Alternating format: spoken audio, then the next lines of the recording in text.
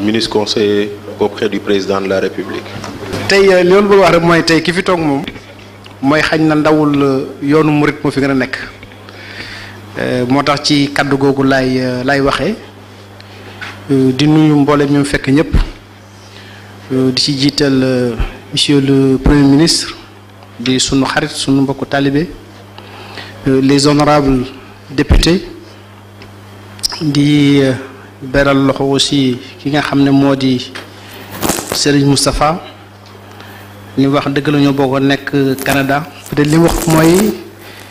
université bi nekkoon Chicoutimi daayira yi moo ko jite woon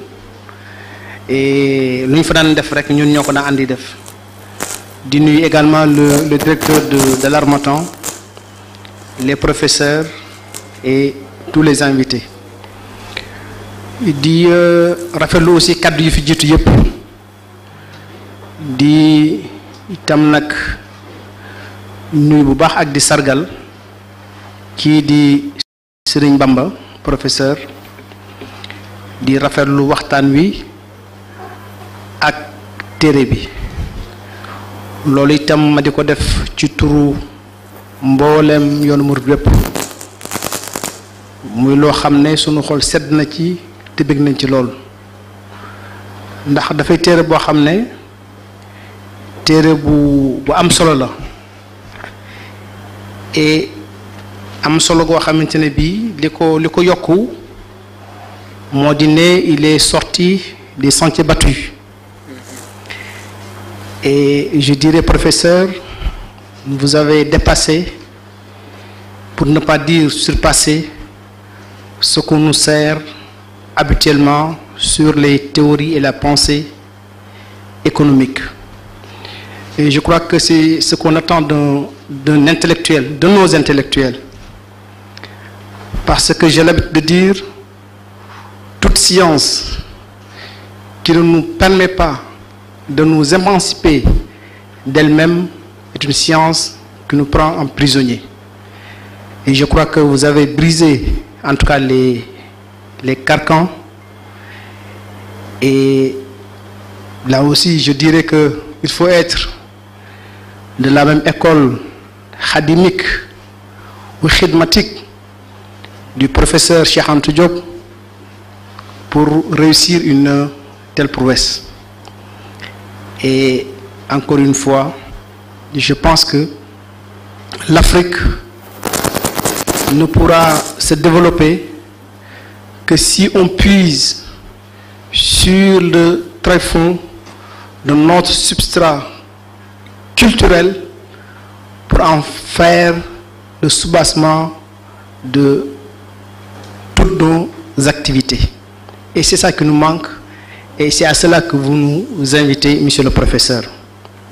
loolu moo tax ba dañu lay réitérer vraiment suñuy félicitations ak sargali mboolem yoon wi et di am yaakaar rek ak di rafet njort ci ne comme il y a beaucoup d'étudiants, il y a beaucoup de chercheurs qui sont dans la salle,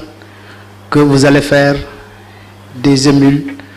dans la méthode et dans la démarche pour que nous puissions tirer profit de notre richesse culturelle. li ma ci dolliwaat rek mooy xañ na rafetluwaat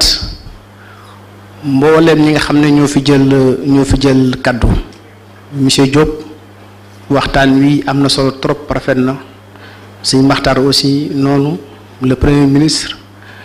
moom itam noonu ak sunu frère Bougane nga xam ne moom ñoo bokk lépp ak ki nga xam ne aussi moo di professeur Babacar di rafetlu seen waxtaan baax a baax di dellu si rek ci li nga xam ne peut-être professeur waxoon nañu ko muy revenir un peu sur le rôle des intellectuels mourides et suñu taxawaay par rapport aux enjeux de l'heure et par rapport également au développement de la ville de Touba tel que défini par Serigne Touba na Matlaboul Fawzayni wax nañ ko léegi lu jiitu foog naa Sëñ Maxtaar moo ko wax lii ce qu'il ne faudrait pas perdre de vue moo di ne Touba n'a été créé que pour l'adoration divine et foog naa ne loolu lu am solo loo xam ne luy mat di bàyyi xel la. Serigne Touba bi muy taxawal Touba ngir jaamu yàlla moo tax mu ñaan ko ci Matlabul Fawzayni ñaan ko ne ko def ko une cité de crainte révérentielle ñaan ko aussi mu ñàkk ko mu aar ko mu nekk un rempart contre seytaane ak lépp loo xamante ne bi rek luy man di yàq lay nekk. waaye jaamu yàlla gi nga xam ne moo tax nu sakk nu indi nu fi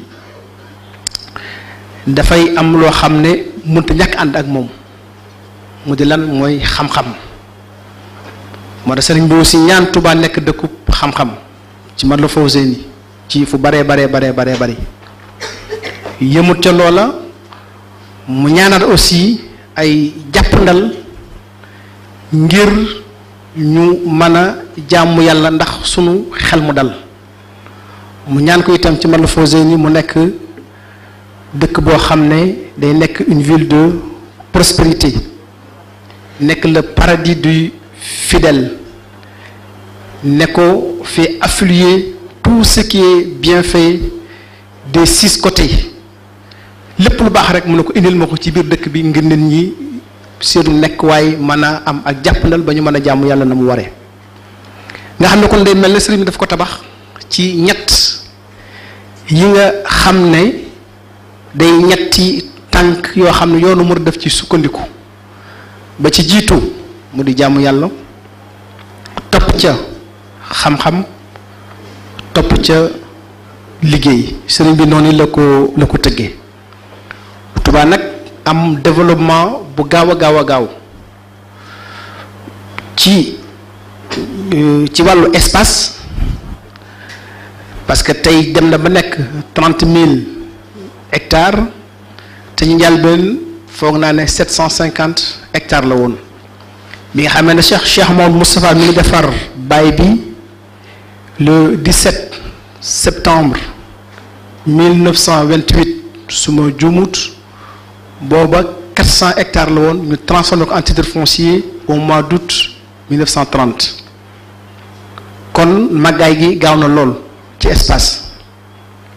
màggaay gi aussi gaaw ci wàllu nit ñi nañu fa nekkee. bu ñu nee la dans les années 50 Touba c'était moins de 3000 habitants dem ba au milieu des années 70 ñu nekk peut-être moins de 20 000 wala 30 000 à peu près ñuy prévoir ne bu ñu demee à la fin des années 80 40 000 personnes ñoo fay nekk ñu àgg foofa Touba nekk plus de 125 000 habitants 93 plus de 300 000 habitants. fi mu toll nii foog naa ne on parle 2 500 000 à 2 millions d'habitants kon màggaay gi jéggi na dayoo gaaw na loolu yu bari moo ko sabab foog naa duñu am temps ci di ci dugg mais la ko lal lépp rek mooy ñaane sëñ bi ak exode rural bi nga xam ne am na ci diggante bi yàqu gi nga xam ne xañ ne mbay mi yàqu na ko ci àll bi ak désertification bi ak sécheresse bi nga xam ne aussi am na. immigration bi am ci suñu mbokk yi dem Italie dem feneen te Touba ëpp jàppandal ci ñoom ni ma ko waxoon léegi les moyens de communication ñu tuxal seen i njaboot foofa ay facteurs yu bari mais li nga xam ne moom la màggaay boobu jur ci ñaari anam yooyu mooy loolu day créer des besoins énormes en investissement loolu nag lañ ca man lépp def nañ ko ca loolu lépp aussi tegu ci wàllu xidma notion boobu dinaa ci dellusiwaat léegi ndax day notion bu am solo di rafetlu li ci professeur Babacar Diop wax léegi ñu def ci liggéey boo xam ne liggéey bu rëy la ndax bu nit ñi day yokk dañuy soxla accès ci li ngeen di wooyee xëy na li nga xam ne mooy infrastructure accès aux services sociaux de base et aux infrastructures de base wàllu santé wàllu ndox wàllu assainissement ak yu mel noonu loolu nag nekk loo xamante ne bii def nañ ci lu am solo du ma del ci jéego yu rëy yi nga xam ne xalifa yi jiitu seq nañ ko ci ndax sëñ Maxtaar dikk na ci te liñ ci wax lépp lu wér la ko dale ki Cheikh Mouhamadou Moustapha ba ci kii fi nekk di Cheikh Mouhamadou Mountakha ñu ko ñaanal yàlla mu yàgg fi te la sëñ ba ñaanoon ci wàllu mu nekk une cité lumière ci wàllu xam-xam te ji sunu borom nar ko sottale ci ay loxoom yàlla na fekk lépp kon liñ ci def ay jéego yu am solo la. li nga xam ne mooy li ci ëpp doole te foog naa ne mooy tey jii ñun lan moo ci war a nekk suñu taxawaay loolu mooy li ëpp solo ndax défi yi bari na besoin yi bari na taxañ na kattan gi néew na état ma nga fay def lu bari loolu aussi am na changement de paradigme par rapport à l'intervention de l'état di sëñ Maxtaar wax dëgg la dañu tàmm am suñu autonomie bopp da ngay wax ak koo waxal moo ne la ñun soxlawuñu daray état ndax lépp sëñ Tuubaa fàggu na ko lépp sëñ Tuubaa doy nanu te loolu mooy dëgg mais dafa am loo xam ne dafay suñu cër ci état ndax dañu ay sénégalais di créer entreprise di liggéey di jënd di fay TVA donc di contribuer au budget national kon ni état war a toppatoo mbooleem réew mi noonu la war a toppatoo Sénégal te état bii fi nekk ak lu ñu mën di wax bokkut ak ba fi nekkoon ndax kii ci sama ndajoor tey jii xawma ko ko gën a nekk murit te jiite woon na mën naa ne état Sénégal ci ginnaaw président Abdoulaye Wade kon boobu état ñun ñu ngi ci biir mën naa ne aussi ñun ñoo ko moom ndax ñun ñoo dajale suñuy dërëm ak suñuy ñaar jox ko kon kay ñun ñoo war a xool naka la ñu war a wax ak moom wala ban taxawaay la ñu war a am ba li nga xam ne moom lañ aajoo moom lañ jittewoo mu defal na ko na nga xam ne noonu la ko war a defee. sëñ Modou Moussa aussi jàngaloon ñu ñun en tant que talibé naka la ñu war a participer ndax bi sëriñ bi demee dafa woote loolu ci xidma lay dugg daan nekkat ñeent moo fi nekk ba ca jiitu mooy xam-xam la xel la doole la force physique wala muy kattan financière mu ne ñeent ñii nag sunu borom xajundu ko kenn te benn bu ci nekk rek soxla naa ko ci liggéeyu sëriñ Tuubaa bi kon ñun en tant que talibé noonu la ñu war a xidmawoo ci sëriñ bi kon aussi yéen en tant qu'intellectuel fi ñu leen di xaar te Cheikh Bamba wax na ko léegi moo di li nga xam ne sëriñ bi def na ko def na Babacar wax na ko léegi mu ci njalbeen mu di jëf ak théorie di loo xam ne bariwul ci àdduna si ndax ñu bari dañoo théorie rek dem waaye sëñ bi dafa boole ñaar yëpp tey jii nag loolu dañuy soxla ñu systématiser ko ñu formaliser ko ci anam goo xam ne yéen da ngeen war a mën a taxaw ci wetu gi nga xamante ne bii moo fi nekkal Serigne Touba ba jàppale ko ci liggéey bi pour qu'on puisse mettre en place des politiques de développement viable à même de nous sortir de la situation que nous vivons kon loolu foog naa ne bokk na ci li nga xamante ne bii ci taxawaay yi ngeen war a taxaw la sama mbokk Bougane tudd na ko organisation bi ak solidarité bi ak ni ñu war a jàppantee ni ñu war a jàppalantee ak taxawaay bi nga xam ne moom la ñu war a am ak ñëpp ñoo xam ne ñoo bokk ay secteur d'activité yoo xam ne dañ ci yëngatu moom am d'affaires la wax mais ñëpp bépp secteur d'activité bu mën a doon rek foofu aussi foog naa ne am na loo xam ne yéen nga xam ne yéen a jiite yéen a leader yi war ngeen cee dox te foog naa bu ngeen ci wootee ñu baree bari dañ leen ci fekk si te sëriñ boo si loolu dana leen ci may nopp dana leen ci bàyyi xel ndax fànn googu yéen la ko bàyyee ndax yéen ci nekk di yëngatu te yéen di njabootam te fépp foo xamante ne bi nekk ngeen fa rek moom ngeen fa nekkal bokk na ci li nga xam ne mooy défi yi nga xamante ne bii aussi ñu ngi koy dund li nga xam ne moom la Serigne Diop wax léegi di wax ne diggante citoyen ak talibé dañoo nekk ci réew mu complexe parce que fii nga gis président bu sujjóot toog ci suuf kon kooku président de la république la citoyen la waaye talibé la loolu nag dafa nekk lu doy waar foog naa ne góob ma ne bari na réew yoo xam ne am na fa moom mi day nekk premier ministre ñu day ci ndaje mu nuyu ma su jotal ma ak li may doon ndaw lépp loolu nekk mbir moo xam ne mbir mu doy war la. loolu aussi nag mooy sunu force ndax day wane ne ñun am nañ valeur yoo xam ne gëm nañ ko te amul fenn fooy nekk ba di ko gannaawal te force ba nga xamante ne bii valeur yooyu am na googu kattan buñ ci sukkandikoo rek danañu mën a dem. du ma poser benn question léegi lan moo tax taalibe bi gën a farlu ci citoyen bi loolu du question boo xam ne bu bees la tubaab bi dañ cey jaaxle ba laaj nañ ko Serigne Touba Cheikh ba ma wax ne léegi biñ la laajee lempo pour dem ziyaare ji niñ ko joxee tubaab bi ne ko lan moo tax man su ma laajee kenn du ma jox te yow boo laajul sax ñu la indil loolu tubaab bi laaj nañ ko Serigne bi la ko Serigne ba tontu ne ko yéen di ngeen yilif ñun ñi ci nooteel man nag xol yi la ma sunu borom jox kon foofu la mbir mi nekk xol yi bu nanguwut foog naa ne pour jëf ji mel na mu war a mel dafay am ay jafe-jafe kon ñi nga xam ne xëy na ñooy yilif réew yi ak ñi nga xam ne ñooy aspirer ngir yilif ko ëllëg jàpp naa ne fa ñu war a liggéey mooy seen diggante ak xol yi doomu aadama yi et ça c'est extrêmement important. am na beneen boo xam ne danaa ko indi boo xamante ne bii li may jege ji dinaa ko nettali parce que dafay lu am solo te mooy devise Touba ci kanam te tey jii fu ñu dem mën na fa yóbbu day ne Fatou moo ko waxoon bi mu créé daayira da leen ne dem leen ngeen taxawal démocratiquement seeni bureau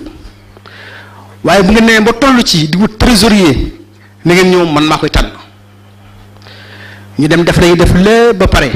dikk biñ dikkee mu jël à l'époque ki nga xam ne moo nekk imam bu Daaru Xudoos ñu koy wax Baye Cheikh Sey jël ko ne ko kii laa def trésorier bi lépp lu ngeen dajal nañ ko dénk ne leen beneen bi ma ci duggewaat mooy di leen laaj nit ñi luñ man di ko def fu ñuy gis ça aussi je pense c'est extrêmement important te leçon la boo xam ne ñun ñëpp war nañ ci méditer pour que ñu gën a mën a jëmal li nga xamante ne bii moom la ñu yéene moom la ñu bëgg ca kanam bu ñu dikkee rek rapidement ci li nga xam ne mooy def yi nga xamante ne bii tey jii moo ñuy xaar ci développement dëkk bi foog naa ne ba ci njëkk te loolu yéen boroom xam-xam yi ngeen war cee gëstu foog naa ba ci jiitu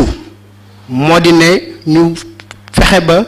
li nga xam ne moo di spécificité Touba ñu bañ ko perte. Ça c'est extrêmement important parce que loolu mooy suñu doole mooy suñu force spécificité boobu nag naka lañ koy bañ a perte waaye aussi mu bañoo tee jëflante ak waa àdduna parce que sëriñ bi moo ñaan ne lépp lu baax ci àdduna na nga ko dàq muuti sama dëkk bi te lépp loo gis rek day am ñaar day am loo xam ne mooy la gën am leneen kon yéen foofu am ngeen fa liggéey boo xam ne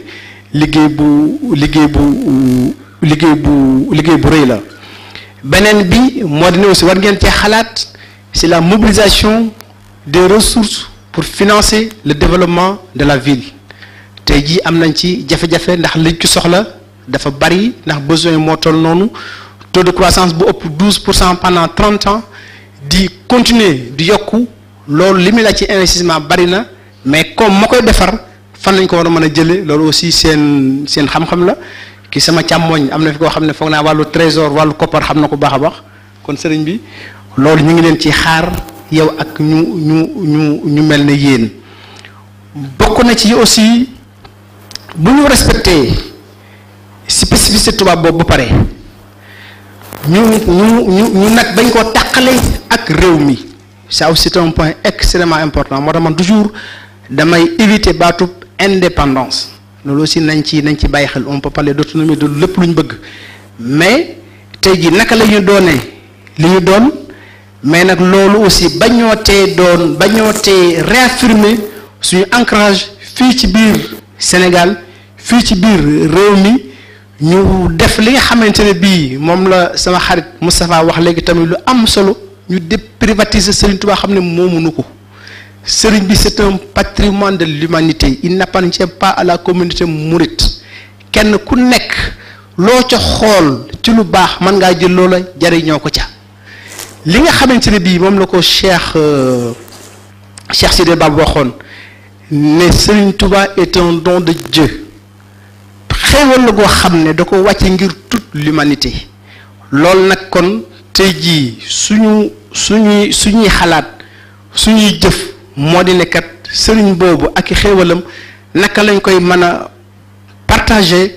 ba bépp Sénégal dama jël sax Sénégal waaye Afrique jël sax Afrique waaye àdduna sépp ñu mën cee jariñu ndax xéewal goo xam ne kenn ku nekk war na cee mën a jariñu kon bu ñu ko xatal bu ñu recourir rek ci suñu biir nekk ci suñu biir di jëflante parce que loolu daf ñuy limité ci côté yoo xam ne côté yu bari la beneen défi bi mooy lépp lu aj ci wàllu njàng loolu aussi lu défi la boo xamante ne bii défi bu rëy la Cheikh Mouhamadou Mountakha mi ngi ciy seq jéegu rëy ci lu matul ñaari at rek loolu lu rëy la mais ba tey am na loo xam ne war nañ ko ci def parce que tey jii am nañu un modèle d'éducation mouride am na ñoo xam nañu chance su jaar ca man dama jàng alxuraan ba mokkal ñu soog ma dugal école sëñ Cheikh doomam yëpp noonu leen def ñëpp a jàng école mais da ngay jàng alxuraan ba noppi parce que aussi day bañ fee ñu fàbbi la nga réer fa mais tey suñu doom yi am nañ chance su modèle boobu sax gën nañ ko affiner ba tey ji da nga jàng alxuraan ba mokkal ko boo mokkalee da ngay dugg école française boole ko di jàng téere xam-xam yi au bout de 3 ans nga am sa certificat au bout de 5 ans nga am sa brevet daal di rattraper sa classe d'âge continuer ak ñoom nga xam ne mokkal nga alxuraan dégg nga arab jàng téere xam-xam yi te bi ngay def seconde amatoo retard ki sam njàng modèle boobu nag am na ñu koy def am na ñoo xam ne seenu njaboot ñanga ca mais loolu tey jii foog naa lu baax loo xamante ne mi aussi war ngeen cee liggéey ba loolu mu bañ a yem biir Touba tas ci Sénégal gépp parce que réew foofu la jëm parce que quoi qu'on dise ñun ay way gëm nañu kon réew mi loolu mooy avenir réew mi ki ma àndal may ñëw rek muy si Abdou Lahad Boussomé foo ko lamm ci alxuraan mu taral la ko foo ko lamm ci français mu taral la ko donc cette chance là que nous avons à Touba il faut ñu fexe ba mu daj ci Sénégal gépp parce que loolu mooy tax ba ñu nanguwaat suñu bopp ñu mën a gëmaat suñu bopp bëggaat nga alma baat bi bu fekkente ne bi aussi xañ na feuille droit d'auteur ndax baat bi foog naa ne ñun ñëpp ñoo ko bokk mais ñu gëmaat suñu bopp xam li ñu doon ba nga xamante ne bii dara duñu mën a fabbi te li Cheikh Bamba doon wax léegi ñu nangu li nga xam ne ñun ñoo ko moom loolu rek moo ñu koy mën a may ci ndaw yi lañ ko mën a jaar parce que mag ñi ñoom jàll nañ ba pare malheureusement beneen bi aussi moo di wàllu habitat wàllu environnement wàllu cadre de vie am nañ ci ay défis bu ñu jëlee 1996 bi ñuy dem à la conférence d'Istanbul boobu Touba duñ ko périmé woon parce que Touba amutoon bidonville mais écoutez il faut le dire aujourd'hui Touba am na bidonville boo demee dans les Santhiane ay bidonville moo fa nekk kon am na recul boo xam ne am nañu ko te li Moustapha doon wax léegi bay wax lewetal Serigne Touba bi muy ñaan bala bi muy jéggale sax dafa wax di ñaan univers bi la wax lépp loo xam ne suñu borom bind na ko lépp rek nga xam ne bawul dara yëmul sax ci doomu aadama yi univers la wax univers la wax donc loolu mooy yërmande Serigne Touba kon aussi foog naa ne foofu am na défi boo xamante ne bii war nañ cee kii bu baax beneen bi aussi moo di ne ña nga xam ne tey jii ñoo fa dëkk tey y a un problème bi moo di lan moo di ne Sénégal am na ay loi électorale mais bu ñu dikkee ci élection locale xam nañ ne lii xew fii di xew feneen du xew Touba et loolu amuñ dara loo xam ne moo ko régir may ko waa Touba kon est-ce que loolu mënul dem ba jëmmi jamono sax mu poser ay problème ci biir réew bi donc loolu aussi na ngeen ci xalaat bu baax ñu fexe ba loolu naka lañ koy articuler ak li nga xamante ne bi aussi mooy sunu bennoo ci biir réew mi yenn loi yi di ñu régir ak sunu maasee nekk bëggandoo nekk benn type de sénégalais ñu fexe ba loolu aussi ak li nga xamante ne bii mbooleem les hommes politiques yi fi nekk jox nañ cër sëriñ bi ñu fexe ba loolu tey yi nekk loo xam ne lu ñuy yoonal lay nekk ba dutu am benn jeexi jaaxa dutu am benn problème mooy affaire parité bi maa ngi nuyu baax docteur Cheikh Gueye dégg naa ko fi moom itam di ko jàmbar lool ci réflexion yu mel noonu ak question yu bëree bëri donc yooyu aussi foog naa ne yéen en tant qu'intellectuel am na ci loo xam ne Touba mi ngi koy xaar ci yéen ngir en tout cas ngeen jox ko xalaat yi pour que problème yooyu yëpp ñu seet naka lañ koy mën a résoudre. beneen bi aussi moo di ne mais tey naka la ñu amee lu toll ne màggalu Touba ba pare di am des difficultés dans la ville de Touba ou bien même au Sénégal c'est un paradoxe. boo demee tey en Arabie Saoudite tey aj bi ak umra bi c'est pas moins de 20 milliards d'euros aj bi rek umra bi ñu ne la peut-être 10-15 milliards d'euros je me trompe sur le chiffre mais soriwut yu mel noonu tey jii ngi ñëw Touba ñun def nañ ci benn étude dans le cadre du Magal étude bi ñu ko defee commerçant yi li ñuy wax moo di ne su 70% suñu chiffre d'affaires période de Magal la ñu koy def. ñu gis ne màggal gi dafay générer lu mat 250 milliards ci boo boole lépp mais tey amul dara loo xam ne dana fa des ci biir dëkk ba amul dara lu fay des lépp dañ koy jiggaane bitim réew di ko indi xaalis bi di génnaat di dem dara sax de surtout ci far ci réew mi. boo jëlee li nga xam ne mooy secteur élevage bi la nga xam ne moom lay générer chaque màggal mën na 33 milliards de francs CFA. et tey jii amuñu benn peeru dàll boo xam ne ñu ngi koy defar boo xam ne ki deru nag wala gàtt bu ñu lewetale ci biir dëkk ba la donc là y a un problème et Cheikh Bamba kooku foog naa ne yéen en tant qu'économiste am ngeen ci cër bu rëy boo xamante ne bi aussi war ngeen ci xalaat comment faire du Magal un levier de développement économique non seulement pour Touba mais pour tout le Sénégal parce que waxoon naa ko léegi réew mi ñoom ñëpp ñoo bokk Serigne Touba et que loolu xalaat la boo xam ne dañ ko war a am. te buñ ci xalaatee tewuñu et bi ñu commencé étude bi ñu def la restitution dañuy invité même tous les commerçants industriels yi dëkk foofu yëpp ñëw fekke ko ne leen kat lii def nañu ko lii mooy li nga xam ne mooy li Magal gi génne léegi nag voilà des niches yoo xamante ne bi tey jii jàpp nañu ne bu ngeen ci investir di ngeen ci mën a génn mais ba tey encadrement bi dafa des kon loolu foog naa ne nekk na loo xam ne lu mat di bàyyi xel la. beneen bi aussi moo di ne Touba dafa am une position géographique privilégiée tey boo jëlee Touba ci digg Sénégal la nekk de Touba boo bëggee dem Fouta nga bëgg a dem Kaolack nga bëgg a dem Tambacounda foo bëgg a dem rek à 3 heures de route yaa nga fa. loolu aussi tey bari na ñoo xamante ne bii marchandises yi nga xam ne moom la ñuy jëfandikoo ak fu mu mënoon dëkk yooyu Touba lu jógewaat kon aussi foog naa ne am na loo xam ne war nañ koo mën a sos ci loolu.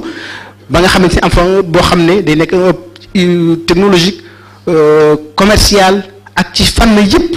nga xamante ne bii position bu tey jii dinañ ko mën a exploiter ba lu ne ñu ko fay defar bu fa jógee dem feneen wala lu ne ñu ko fay indi di ko fa stocker mu fa jógewaat dem feneen mais tout ça faut le systématiser parce que malheureusement on a encore une économie qui est trop informelle à plus de 80% ñu gis également les problèmes de sécurité yi nga xam ne mi ngi posé wu. barki dem lakk gi nga xam am na ci marché Ocass am na fa man maa ngi dëkk peut-être à moins de 100 mètres du marché mën naa wax ne keroog guddi googu neloo mën ma fanaane téléphone bu bët set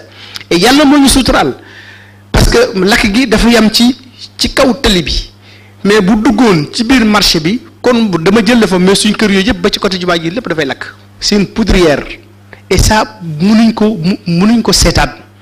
donc et tout ça aussi c'est des problèmes yoo xamante ne bii